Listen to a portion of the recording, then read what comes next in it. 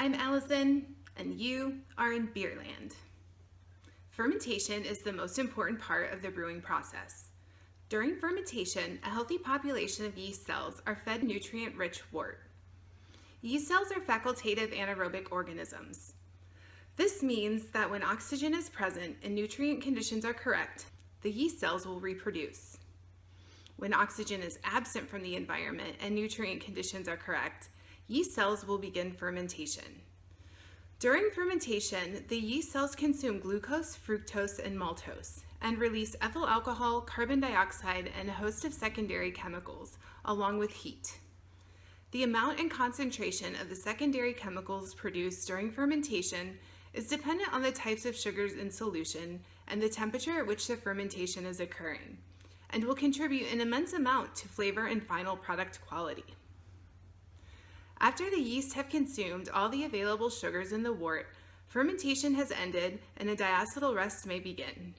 This step is important in allowing the yeast to reabsorb the chemical diacetyl, which may be produced during fermentation and is considered an off flavor in many beer styles. After an adequate diacetyl rest has been completed, the temperature of the tank may be lowered and cold crashing may begin.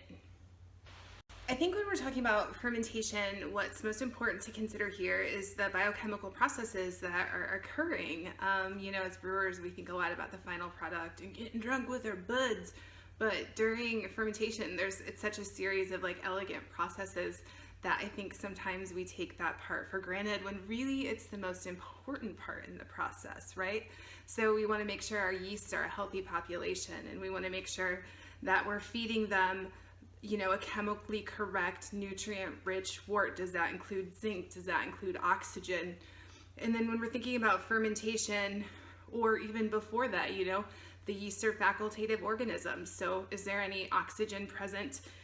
They're going to eat that first. That part of the biochemical pathway releases a lot of energy, as it does during reproduction.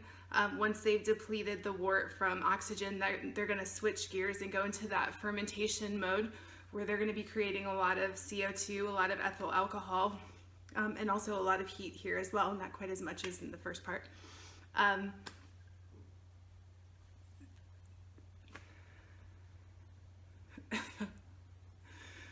So thinking about what's happening during fermentation, it's also important to consider that the yeast cells themselves, when they're in fermentation mode, are really electromagnetically negative. So they're acting like little magnets repelling each other, which is going to keep them in solution. And then as that fermentation dies down, as the sugar sources are depleted, the alcohol in the tank increases, they're going to become less electromagnetically charged, so that's going to allow them to sort of come together to flock to settle at the bottom of the tank, which happens at the end of fermentation.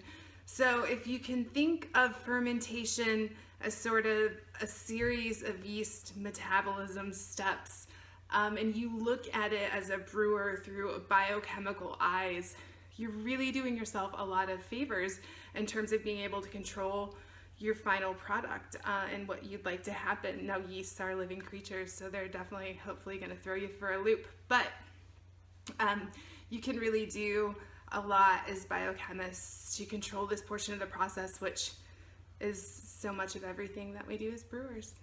So cheers, stay safe.